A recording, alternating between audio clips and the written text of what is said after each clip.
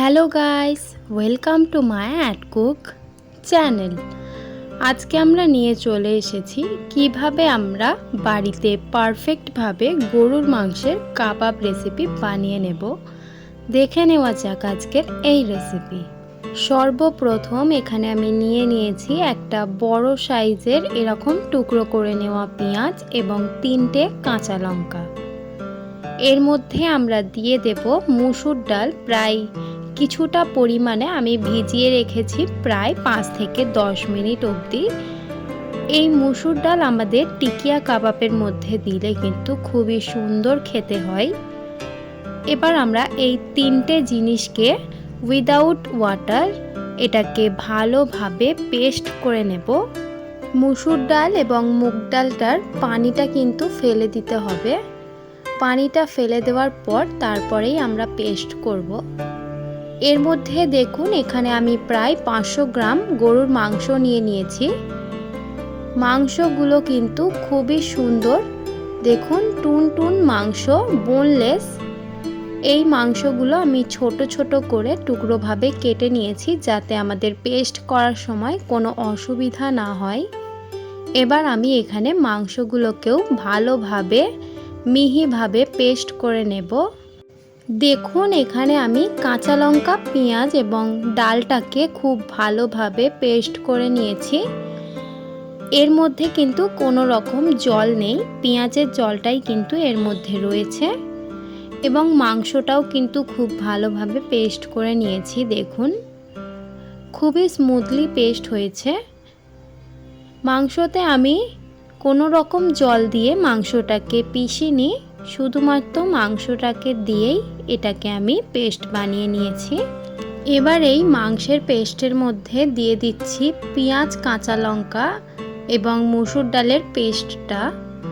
এবার এখানে আমি দিয়ে দিচ্ছি গুঁড়ো লঙ্কা 1 চা চামচ, দিয়ে দিচ্ছি 1 চা চামচ গুঁড়ো হলুদ, দিয়ে দিচ্ছি 1/2 চা চামচ প্রায় জিরে গুঁড়ো, তারপর দিয়ে দিচ্ছি স্বাদ পরিমাণের নুন, গোলমরিচের গুঁড়ো দিয়ে দিচ্ছি প্রায় 1/2 চা চামচ, দিয়ে দিচ্ছি এখানে গরম মশলা গুঁড়ো প্রায় 1/2 চা চামচের মতো।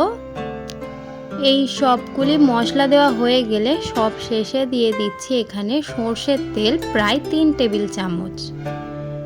সবগুলি মশলা দেওয়া হয়ে গেছে। এবার আমরা ভালোভাবে হাতের দ্বারাই চটকে মাখিয়ে নেব।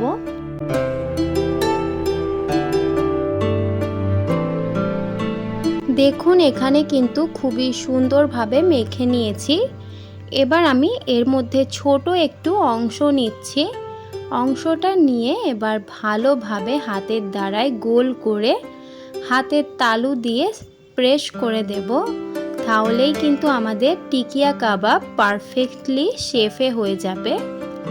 দেখুন পারফেক্টলি এখানে আমি টিকিয়া কাবাবের শেপটা কিন্তু দিয়ে নিলাম। এভাবে আমরা সবগুলো টিকিয়া কাবাব করে নেব। দেখুন এখানে আমার কিন্তু সবগুলি টিকিয়া কাবাব করা হয়ে গেছে। এবার আমি এখানে টিকিয়া কাবাবের মধ্যে একটু ডিজাইন করে দিচ্ছি যাতে দেখতে খুবই সুন্দর লাগে। টিকিয়া কাবাবগুলো ভাজার জন্য একটা প্যান বসিয়ে নিয়েছি। প্যানের মধ্যে দিয়ে দিচ্ছি পর্যাপ্ত পরিমাণে সর্ষের তেল। সর্ষের তেলটা কিন্তু একটু বেশি পরিমাণে দিতে হবে। যখন সর্ষের তেলটা খুবই গরম হয়ে আসবে তখন একটা একটা করে টিকিয়া কাবাবগুলো আমরা ছেড়ে দেব সেই তেলের মধ্যে। তেলের মধ্যে ছেড়ে দেওয়া হয়ে গেলে ঢাকা দিয়ে দেবো যাতে ভিতরটা ভাবের মধ্যেও সিদ্ধ হয়ে যায়। এক পিঠটা লালচে হয়ে আসলে ঢাকা খুলে আবারও ওলট পালট করে দেব এই টিকিয়া কাবাবগুলো। দেখুন উল্টো পিঠটা কিন্তু খুবই সুন্দর লালচে হয়েছে। টিকিয়া কাবাবটা উল্টো দিকেও কিন্তু লালচে হয়ে গেছে দেখুন। এবার আমরা এই টিকিয়া কাবাবগুলো একটা একটা করে যে কোনো পাত্রের মধ্যে তুলে নেব। টিকিয়া কাবাবটা ভাজতে প্রায় সময় লেগেছে 5 থেকে 7 মিনিট। এর মধ্যেই কিন্তু প্রত্যেকটা টিকিয়া কাবাব ভেজে নেওয়া হয়ে গেছে। যদি আপনাদের এই ভিডিওটা ভালো লেগে থাকে তাহলে অবশ্যই লাইক, শেয়ার অ্যান্ড সাবস্ক্রাইব করে দেবেন। যদি আমার চ্যানেলে আপনি নতুন হয়ে থাকেন অবশ্যই চ্যানেলটিকে সাবস্ক্রাইব করে আমার পাশে থাকবেন।